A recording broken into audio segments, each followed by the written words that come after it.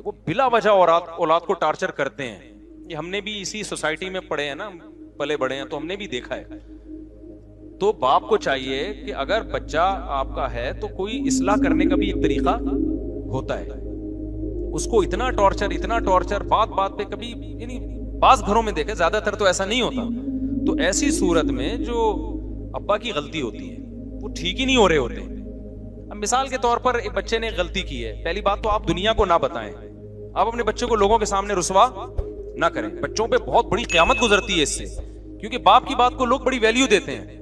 अब बच्चा सुनता है यार मेरा अब्बा ही मेरी इज्जत नहीं करवा रहा लोगों के सामने, तो इससे शैतान को बच्चे को बाप के खिलाफ वर्गलाने का मौका मिलता है। तो बाप को कभी भी अपने बच्चे को लोगों के सामने रुसवा, घर की बात घर के अंदर रखो। रिश्तेदारों का अबे ये ऐसा है, अबे ये यूं है, अबे ये यूं है, तो बस समझ लो अब वो बहुत कम चांस है उसके ठीक होने का। उसकी घर में उसको इज्जत दो। घर में आप ठीक है उसको समझाओ, डांटो, बाज दफा ताने भी देने पड़ते हैं, लान तान भी करनी पड़ती है। ऐसे ऐसे मार्केट में औलाद भी तो अजीब अजीब टाइप की आ रही है। दूसरी बात ये कि बाप को भी चाहिए इस्लाह के जज्बे से कोई बात बताए ना, इस्लाह के जज्बे से। मैं आपको अपना बताऊं, मेरे माशाल्लाह अभी तो याद नहीं रहता, 16-17 जो भी है हिसाब किताब, सोतेले वोतेले मिला के थोड़ा सा कंफ्यूजन हो जाती है कि टोटल कितने बन रहे हैं। खैर, तो अब उनमें बहुत से बड़े भी हो गए हैं। मैंने जिंदगी में, यानी मेरे 20 साल तो मेरे ख्याल हो गए होंगे मेरे जब से बच्चे पैदा होना शुरू हुए थे, तो कुछ बच्चे शादी भी हो गई, मेरी बेटियों की भी शादी हो गई। मैंने इस 20 साल के अरसे में अपने बच्चों को शायद 2 दफा पूरी जिंदगी में किसी बच्चे पे हाथ उठाया हो, वो भी 1 या 2 थप्पड़, या बहुत ज्यादा 3 थप्पड़ से ज्यादा नहीं मारा होगा, वो भी नमाज ना पढ़ने पर। समझ में आ रही बात? और एक बच्चे के मैंने 2-3 थप्पड़ मारे थे, वो बिल्कुल भी स्कूल नहीं जा रहा था। जब स्कूल का मौका आता ना, वो ऐसे बन जाता जैसे इस पे पता नहीं कोई दज्जाल निकल आया है, दज्जाल कहीं से दरियाफ्त हो गया और ये उसकी टेंशन में। ना ट्यूशन पढ़ के दे रहा, ना ये उनका उस्ताद भी यही बैठे हुए। तो जब बहुत ज्यादा हो गई, फिर भी मैंने कहा नहीं भाई, आराम से चला जाएगा। घर वालों ने कहा भाई थोड़ा सख्ती करें, तो रोजाना ही स्कूल नहीं जा रहा है, पढ़ के ही नहीं दे रहा। फिर मुझे अपना जमाना याद आया कि मैं भी नहीं जाता था, तो अब्बा ने एक दफा तबीयत से अगले पिछले गुनाह मेरे माफ कर दिए थे, तो अगले दिन से जाना शुरू हो गया था मैं, ठीक है ना। मुझे वो वाकया याद आ रहा, लेकिन मैंने कहा नहीं, बच्चों पे हाथ नहीं उठता यार, बच्चे ऐसे प्यारे होते हैं, ऐसे मासूम होते हैं, तो दिल ही नहीं चाहता उनको यार, उनकी क्या है, वो तो गलती भी कर रहे हैं तो हमें तो उस पर भी हंसी आ रही होती है। सुबह जब वो उठता था ना, ऐसे जैसे कब्र से किसी मुर्दे को उखाड़ रहे हो, मुझे हंसी आती थी इस पे कि यार इस पे मौत आ रही है।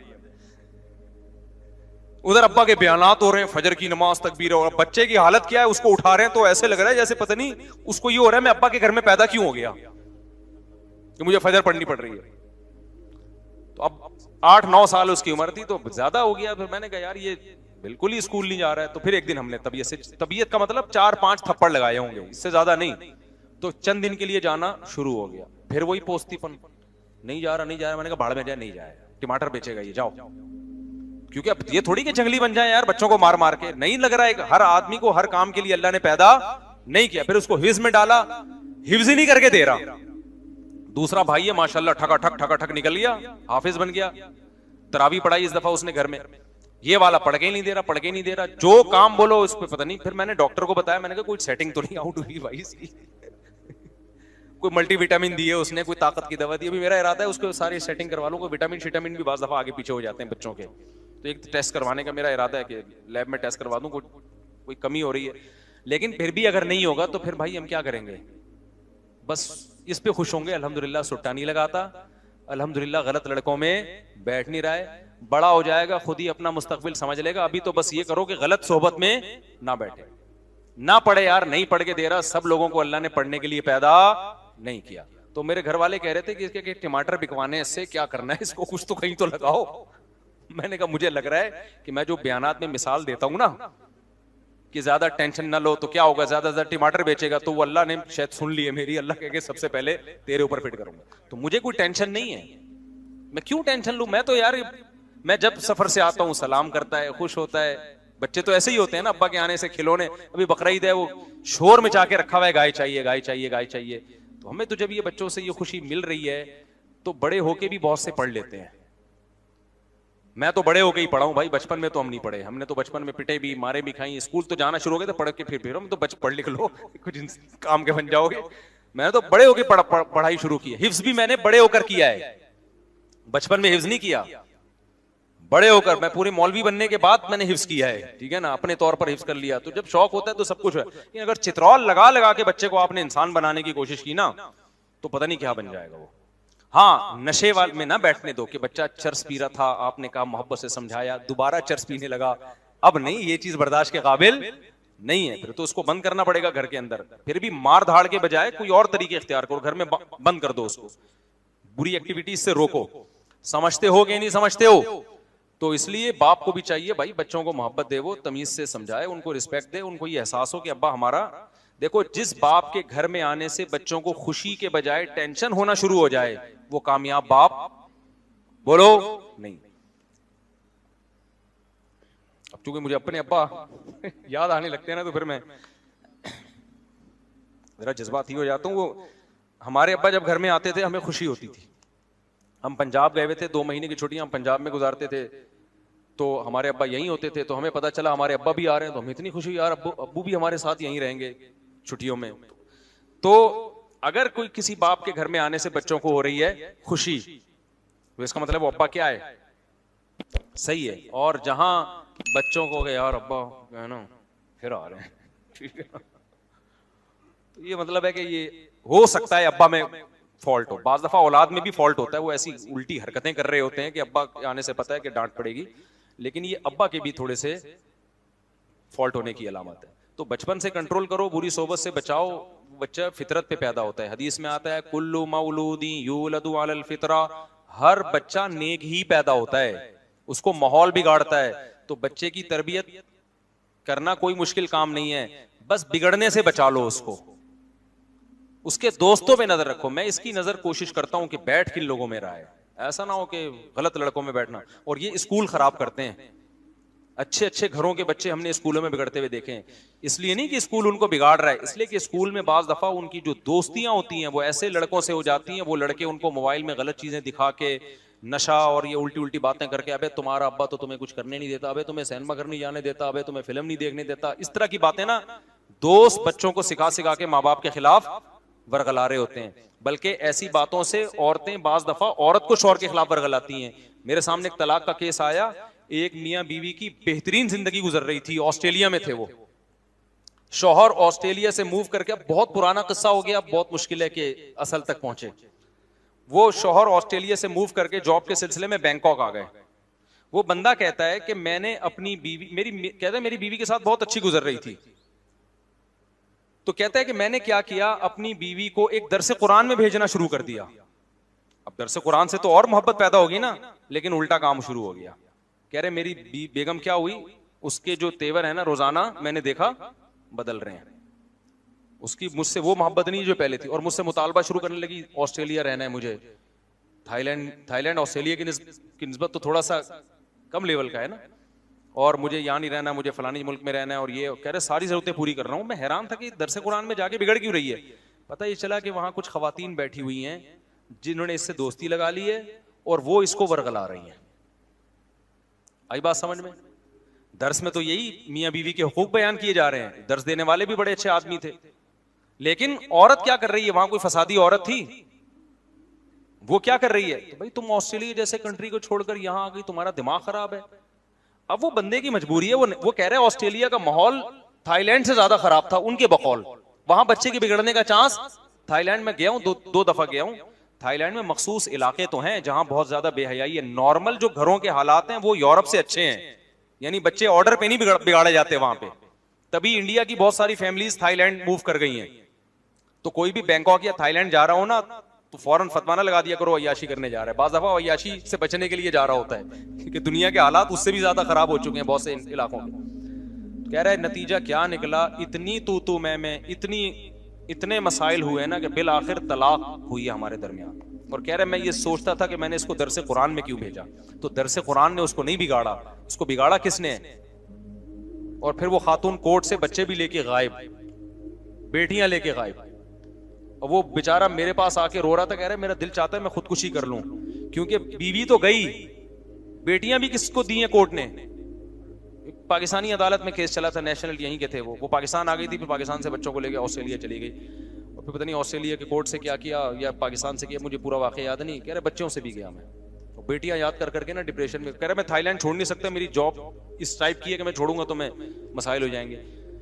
तो बाज दफा अच्छा स्कूल है, लेकिन आपके क्लास फेलो आपके बच्चे को क्या कर रहे होते हैं, बच्चे की क्लास फेलो बिगाड़ रहे होते हैं। अबे तू अपने अब्बा की क्यों मानता, अबे तेरे अब्बा ने क्या दिया। खवातीन बिगड़ रही होती हैं। मुझे याद है जब मैं नया नया इस इलाके में आया तो मेरी माली हालत ज्यादा अच्छी नहीं थी उस वक्त, अच्छी थी लेकिन ऐसा नहीं था कि कोई डिफेंस या गुलशन इकबाल में जो जो जरा उनका स्टेटस ज्यादा अच्छा है। तो मेरे घर में एक सेकंड हैंड फ्रिज लेके रखा हुआ था मैंने। एक खातून आई, आपकी वाइफ से मिलना है, आपकी वाइफ से मिलना है, वाइफ से मिलना है, आई और चली गई और लड़वा दिया हम दोनों को। मैं हैरान हूं यार, इनको हो क्या गया। वो खातून ने किया है, मियाँ आपके मिंबर पे बातें तो बड़ी बड़ी बीवियों की हुकूक की करते हैं, ये फ्रिज लेके दिया भाई आप। ये बात होगी 2004 की या 3 की। और मस्जिद का घर था, मस्जिद वालों ने घर दिया हुआ था मुझे। मस्जिद वाले भी आपको पता है जो घर देते हैं ना उसमें चूना होता है ना कोई, ये भी नहीं था बहुत ही। वो तो अब मैंने रिपेयर करवा के, कुछ घर तो अभी मस्जिद का है लेकिन कुछ उसको रिपेयर करवा के सही कर, ताकि कोई खातून आके लड़वाए तो नहीं कम से कम। ठीक है। तो वो खातून आई। अब मेरे घर वालों से ना मैं देख रहा हूं कि तेवर ठीक नहीं है। उसके पीछे जब तहकीक किए तो पता चला कि वो खातून आई हैं और बोली हैं तुम्हारे मियाँ मिंबर पे तो बीवियों के हुकूक। उस वक्त भी मेरे बयानात तो होते थे, यूट्यूब नहीं था लेकिन वैसे लोगों में बयानात शेयर होते थे, जाते थे ऑडियो के जरिए, और बहुत सी खवातीन बयान सुनने आती थी। फ्रिज देखो ये लेके दिया हुआ है, और घर में सोफे देखो। अच्छा मुझे मेरा ख्याल है सोफे भी नहीं थे, मैंने गाँव तकिए रखे हुए थे, जैसे पठान लोग नहीं होते रखते वो अपने उसमें कालीन, हम उसी पे खुश थे भाई, पठानों वाला स्टाइल है भाई। और ये सोफे भी नहीं लेके दिए हुए, और ये भी नहीं दिया हुआ, और वो भी नहीं। घर वालों का दिमाग ऐसा खराब किया ना। फिर मैंने समझाया ही होगा, मेरा ख्याल है कि ये अगर ये औरत नेक होती तो ये आके समझाती कि माशाल्लाह भाई फ्रिज भी है घर में अल्हम्दुलिल्लाह, ठीक है ना, भले सेकंड हैंड है लेकिन। तो औरत का काम आग लगाना भी है, आग बुझाना। तो वो खवातीन जो मेरा बयान नहीं सुन रही, वो फायर ब्रिगेड में जॉब नहीं कर सकती, क्योंकि उनका काम आग लगाना है, आग बुझाना नहीं है। लेकिन जो खवातीन बयान सुन रही हैं वो ऐसा नहीं करती, दीनदार औरत नहीं करती ऐसा। तो बच्चों को वो खुलासा ये निकला कि अब्बा को चाहिए भाई बच्चों को तंज ताने ना किया करो, बहुत इससे आगे मामला खराब चलता है। और दिल पता नहीं कैसे चाहता है, और औलाद से तो इंसान को ऐसी मोहब्बत होती है कि दिल ही नहीं चाहता उस पर। तो मैंने जिंदगी में 2 दफा मुझे याद पड़ता है हाथ उठाए बच्चे पे, और वो भी हाथ उठाने के बाद जो उसकी तलाफी की है, वो तलाफी हाथ उठाने से ज्यादा महंगी पड़ी है मुझे, ठीक है ना। क्योंकि जब जाहिर है अब्बा, हमारे अब्बा ये करते थे, जब हमें कुट लगाते थे तो फिर उसके बाद अलग से प्रोटोकॉल देते थे। क्योंकि जब बड़े छोटों को मारते हैं ना, ये सख्ती करते हैं, तो शैतान आके बजाय तरबियत करने के ना वो वर्गलाना शुरू कर देता है।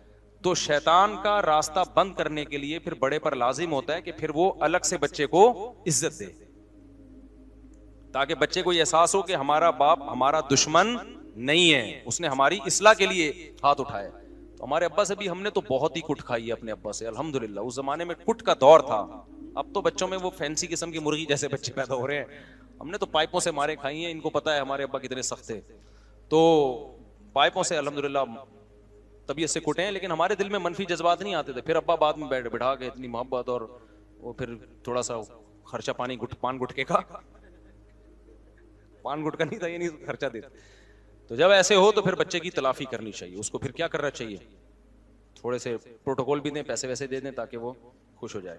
फिर देखो पैसों से कर क्या रहा है, ऐसा ना हो जाके सुट्टे लगा रहा हो दोबारा। लेकिन बहरहाल औलाद पर यही है कि अब्बा अच्छे हों या अब्बा बुरे हों, उसने अगर जन्नत कमानी है तो हर कीमत पे अब्बा को बर्दाश्त करे, ठीक है ना। वो ये ना देखे मेरे अब्बा मुझे मोहब्बत दे रहे हैं या नहीं दे रहे, वो देखें यार मेरा बाप है, मेरी जन्नत क्या है, मेरी जन्नत अल्लाह ने इसको खुश करने में रखी है। वो ये चीज है ना, ये तो औलाद के लिए। और फिर भी अगर हालात सही नहीं हो रहे ना, अब्बा बेटे की चपकिलस चल रही है, अब्बा हर वक्त आने, अब्बा ठीक नहीं होके दे रहे, और आपसे बर्दाश्त से मामला बाहर हो रहा है, तो फिर किनारा कशी इख्तियार कर लेनी चाहिए। क्योंकि बड़े गुनाह से बचने के लिए जरूरी है कि आप, गुनाह तो नहीं है ये, क्योंकि किनारा कशी कतई ताल्लुक नहीं है, बल्कि अलग रहना शुरू कर दें। आप अब्बा से ताल्लुक रखें। बड़ी नेकी ये है कि अब्बा के साथ रहें, लेकिन ये बड़ी नेकी जरिया बन रही है बड़े गुनाह का। तो बड़े गुनाह से बचने के लिए जरूरी है कि वो बड़ी नेकी को आप छोड़ दें। तो बालिग होने के बाद अब्बा के साथ रहना शरअन जरूरी नहीं है। समझ में आ रही है बात? जब लड़का बालिग हो जाता है तो शरीयत में उस पर लाजिम नहीं है कि अब्बा के साथ ही उसी घर में रहे। शरीयत ने उसको ये राइट दिया है कि आप कमा के अपना अलग रहने का इंतजाम कर सकते हो, लेकिन अब्बा की खिदमत में लगे रहो आप। तो जब ऐसे मामलात होते हैं, बहुत ज्यादा मामला खराब होता है, तो फिर मैं औलाद को कहता हूँ यार, फिर क्योंकि रोजाना चिड़चिड़ पिड़पिड़ से अब बच्चा भी डिप्रेशन में जाता है, फिर बदतमीजी होती है, फिर और लड़ाइयाँ होती हैं, कत्लो गारत तक नौबतें पहुंच जाती हैं। तो फिर बेटे को चाहिए भाई अब्बा से क्या कर ले, किनारा कशी इख्तियार कर ले, फिर हेलो हाय करता रहा करे, अब्बा की खिदमत करता रहा करे। लेकिन 24 घंटे साथ रहने से मोहब्बत कम होने के बजाय बढ़ती है। बल्कि हर रिश्तेदार में, बाज रिश्तेदार ऐसे होते हैं उनके साथ आप ज्यादा ताल्लुक रखेंगे ना तो मोहब्बत बढ़ने के बजाय क्या होगी, कम होगी, नफरत बढ़ती है। तो रिजर्व रहे उनसे। मेरे साथ ऐसे लोग मिलने के लिए आते हैं, मुझे पता है थोड़ी देर और बैठे रहे तो मैं इससे लड़ जाऊंगा, इतनी मोहब्बत का इजहार कर रहा है कि मेरा इससे क्या हो जाएगा, पट्टा हो जाएगा थोड़ी देर। इसलिए मैं कहता हूँ भाई मैं जरा मसरूफ हूँ। अच्छा मेरे भाई, मेरे बड़े भाई काम काज नहीं करते, काफी डांट डपट कर लिया, कोई फायदा नहीं है। आप कोई नसीहत करें। जो बड़ा भाई किसी में ऐसा अल्लाह ने कोई माई का लाल पैदा नहीं किया जो बड़े भाई को ठीक कर ले, ये हो ही नहीं सकता। तो वो ठीक नहीं होगा। बस सब्र करो, बर्दाश्त करो, अपने बीवी बच्चों की फिक्र करो, उनकी उसको छोड़ दो अपने हाल पे। बड़ा नहीं ठीक होता भाई। अगर किसी का हदफ है 1 साल में मुझे ये हदफ पूरा करना है, तो वो प्लानिंग करने में 2-3 क्या बुनियादी उसूल इख्तियार करे और किस तरह 2-3 स्टेप ले। भाई हर हदफ का एक अलग ज़ाब्ता होता है ना। हदफ क्या बनाया है उसको ब्रेक करें ना, उसको तोड़े टुकड़ों में। आपने प्लानिंग की कि 2 साल में मैंने ये काम करना है, तो फिर उसके लिए मुझे 1 साल में कहां तक पहुंचना है, 6 महीने में कहां तक पहुंचना है, 2 महीने में कहां तक पहुंचना है, 1 महीने में कहां तक पहुंचना है, और इस हफ्ते मैंने क्या करना है। इस तरह तोड़ेंगे तो फिर पहुंचना आसान होगा। फिर 2 साल में नहीं भी हुआ तो 4 साल में हो जाएगा वो। मेरे वाले अगर माँ बाप बूढ़े हों तो किस तरह उनकी खिदमत की जा सकती है, उम्र करवाने से बेहतर। और क्या क्या शक्लें, भाई जिस तरह भी वो खुश हों, जिस चीज में उनकी राहत हो। बाज़ दफा माँ बाप उम्र करने से खुश नहीं हो रहे होते, बाज़ दफा वो वैसे खुश होते हैं हमें उम्र के पैसे दे दो ठीक है ना, इससे खुश हो रहे होते हैं। तो बहुत सारे तरीके हैं, वो औलाद को ज्यादा पता होता है। अब्बा इससे खुश होते हैं उनकी एक और शादी करा दो, लेकिन अम्मा इससे खुश नहीं होंगी तो फिर आप ना कराएं, आप ना कराएं ये काम। वजह उसकी है कि आप खुद अपनी अम्मा पे सोकन लेकर आना, कोई और ले आए, आप ना ये काम करें। ये बिल्कुल ऐसे जैसे अपने दामाद की दूसरी शादी कराना, ये ठीक नहीं है। दामाद को करने तो जितनी चाहे शादियां करें, लेकिन आप कराओगे तो ये कतई रहमी है। क्यों? आपकी बेटी के दिल में बाप से क्या आएगी, नफरत आएगी। तभी नबी सल्लल्लाहु अलैहि वसल्लम से हजरत अली ने पूछा ना, तो आपने उसको पसंद नहीं किया, क्योंकि हर चीज को इस्लाम उसका मौका देता है।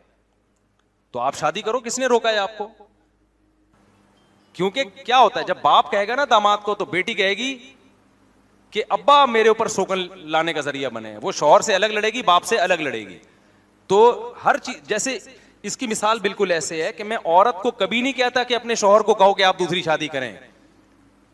ये औरत के ऊपर उसकी ताकत से ज्यादा बोझ डाल रहे हो आप। एक तो उस पर सोकन आ रही है, दूसरा इसके मशवरे से आए। ये ऐसे है जैसे बकरे को हुक्म दे रहे हैं कि जबा हो जाए लेटने के लिए।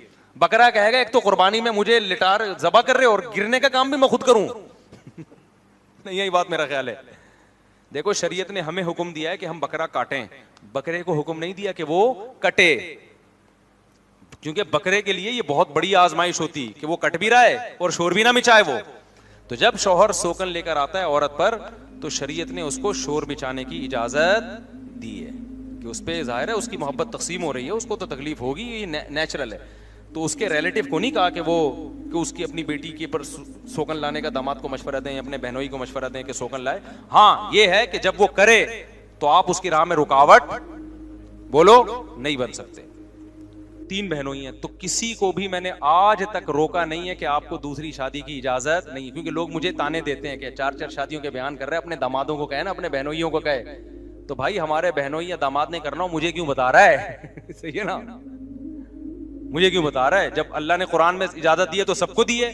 बाकी हमसे ये तवक्को कि हम उसको मशवरा देंगे, तो ये शरीयत के मिजाज के खिलाफ है। करनी है तो भाई बयान तो सबके लिए है, जिससे करनी है अपनी जिम्मेदारी पे करे। बल्कि हमारा नाक मुंह बनना भी नेचुरल होगा, तो आप हमारे नाक मुंह बनने की फिक्र ही ना करो। क्या ख्याल है? हमसे पूछ क्यों रहा है भाई वो? तो ये तो नेचुरल है। हजरत फातिमा पे हजरत अली ने इरादा किया तो नबी सल्लल्लाहु अलैहि वसल्लम को तकलीफ हुई थी, और ये तकलीफ क्या है, नेचुरल है।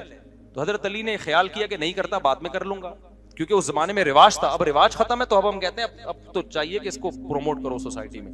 समझता है बात को कि नहीं समझता। लोग आ रहे होते हैं, कह रहे हैं मैं दूसरी शादी कर रहा हूं, मुफ्ती साहब मेरे ससुर को तरगीब दें कि मुझे करने दें। मैं कहता हूं भाई, और ये आज बात नहीं कर रहा, जब मेरे बेटियां नहीं थी उस वक्त भी मैं ये बात करता था। लोग क्योंकि ताना देंगे कि अब अपनी बेटियां हो गई ना, तो अब बयान चेंज हो गया है। तो जो मेरे पुराने दोस्त हैं, जब मेरी बच्चियां नहीं थी उस वक्त भी मैं ये बात करता था कि ससुर को कभी मैं तरगीब नहीं दूंगा कि अपने दामाद को हुक्म दे किसका, दूसरी शादी का। ये ससुर का काम नहीं है, क्योंकि उसका रिलेशन किससे, बेटी से खराब होगा। इससे बेटी के दिल में नफरत के जज्बात पैदा होंगे बाप से कि अब्बा ने हमारे जो है ना, मेरे बाप ने मेरे शौहर को ये काम करवाया है। और इसकी नजीर भी हमें मिलती है। नबी सल्लल्लाहु अलैहि वसल्लम ने फरमाया, कुरान में अल्लाह ने 2 बहनों से निकाह को हराम करार दिया है ना, एक ही टाइम पे आप 2 बहनों से निकाह नहीं कर सकते। उसकी वजह नबी ने बयान की है, लिअन्नकुम तक़तऊन बिही अरहामकुम, आपने फरमाया इससे रिश्तेदारी टूटेगी। 2 बहनों की मोहब्बत सोकनों की नफरत में तब्दील हो जाएगी। तो इस्लाम ने आप पर पाबंदी लगा दी, एक बहन आपके निकाह में, उसके होते हुए उसकी बहन से आप निकाह नहीं कर सकते, क्योंकि बहनों की जो मोहब्बत है वो क्या हो जाएगी, वो तब्दील। हालांकि शादी हो रही है ना वहां पे, और 4 शादियों की आपको इजाजत है, लेकिन यहां क्यों नहीं है? इसलिए कि उससे जो खूनी रिश्ता है, इस्लाम उसको पहले बचाने की फिक्र कर रहा है। समझते हो? तो अगर कोई शख्स अपनी बहनोई को खुद कहे कि तू दूसरी शादी कर, इससे भाई और बहन का जो खूनी रिश्ता है उसमें दरार पड़ने का खतरा है। तो पाबंदी तो इस्लाम नहीं लगा रहा, ना ससुर लगा सकता है, लेकिन खुद वो ससुर दामादों को तरगीब दे या बहनोइयों को तरगीब दे, इससे जो उनके आपस के औलाद के रिलेशन है उनमें क्या होगी, दरार पड़ेगी। तो इस्लाम ने कभी नहीं कहा कि ससुर तरगीब दे या मर्द बहनोई को। हाँ, वो कर रहा हो तो आप रोक नहीं सकते भाई, समझ रहे हो ना, आप रोक नहीं सकते। वो तो कोई भी करे तो कोई भी पाबंदी नहीं लगा सकता, गवर्नमेंट नहीं लगा सकती, तो ससुर कहां से पाबंदी लगाएगा? अच्छा मेरे भाई, अगर किसी ने अपने माँ बाप ये क्या लिखा हुआ है यार, अपने माँ बाप सलाम को हज कराऊंगा, तो ऐसे आदमी को शुरू से क्या मंसूबा करना चाहिए? अबे हज कराने का इरादा किया है तो शुरू से पैसे जमा करने चाहिए। हज में सबसे पहले क्या चाहिए? रोकड़ा चाहिए। क्या मौलाना ये फिरकों के नाम लेके ना पूछा करो। देखो, फिरकों का नाम ले लेके रद्द करने से लेबल ये लगता है कि फिरकावारियत खत्म हो रही है। हकीकत में इस अमल से फिरकावारियत बढ़ती है। जब आप कहते हैं ना बरेलवी ऐसे, अहलेदीस ऐसे, देवबंदी ऐसे, शिया ऐसे, फलाने ऐसे, और मैं हक बयान कर रहा हूं और मैं फिरकों खत्म कर रहा हूं, खत्म नहीं हो रहे होते। इससे क्या हो रहे होते हैं? जब मिंबरों पे फिरकों का नाम लेना खत्म कर दोगे तो वो आहिस्ता आहिस्ता खुद ही क्या हो जाएंगे, खुद ही खत्म हो जाते हैं। इनका रहते हैं लेकिन उनमें वो तेजी नहीं रहती, लोगों में खुद ब खुद मोहब्बतें होना शुरू हो जाती हैं। दुनिया कमाने के बारे में इस्लाम क्या कहता है? इस्लाम क्या मना करता है दौलत कमाने से? नहीं मना करता, इस पर तो पीसीओ मेरे बयानात हैं। इस्लाम उस गुर्बत को नापसंद करता है जो आपके पोस्ती पने की वजह से हो, सुस्त होने की वजह से। एक गुर्बत वो है जो अल्लाह की तरफ से होती है, आप मेहनत कर रहे हो फिर भी पैसा नहीं आया, इस गुर्बत की फजीलत है, इसमें सबर पे सवाब मिलेगा, आप जन्नत में पहले दाखिल होंगे, हिसाब किताब आपका बहुत थोड़ा होगा, आप 24 घंटे में एक आध पराठे का हिसाब लिया जाएगा बस आपसे, ठीक है। मालदारों का हिसाब बहुत लंबा चौड़ा होगा, कहां से आया पैसा पहले तो ये पता, इतना आ कैसे गया, फिर कहां खर्च किया, तो ये दोनों जवाब में टाइम लगेगा। और गरीब आदमी कहेगा अल्लाह आया ही नहीं तो खर्च क्या है, जो हुआ मेरे ऊपर ही हुआ खर्च, लोगों ने मुझे उल्टा दिया है, तो जिसने दिया है उससे पूछ कि क्यों दिया। तो ये वो गरीब है जो सुस्ती की वजह से गरीब ना हो, मेहनत करता हो लेकिन अल्लाह की तरफ से। लेकिन हमारे यहाँ जो गुर्बत इस वक्त फैल रही है ना नौजवानों में, ये पोस्तियों वाली गुर्बत है, कुछ करते ही नहीं है, सारा दिन फेसबुक यूट्यूब पे बैठे बैठे बैठे बैठे उधर गटर के ढक्कन पे जाके बैठ गए, यूनिवर्सिटियों में पढ़ नहीं रहे हैं, जाके फर्रे ले लेके और मोबाइल फोनों पे कॉल कर करके पर्चे हल करा रहे हैं। इसके बाद जब रोजगार नहीं मिलता तो फिर परेशान है यार, बेरोजगारी बहुत ज्यादा बढ़ गई है। मैं आपको बताऊं पाकिस्तान में कैसे ही बुरे हालात हो, लेकिन जो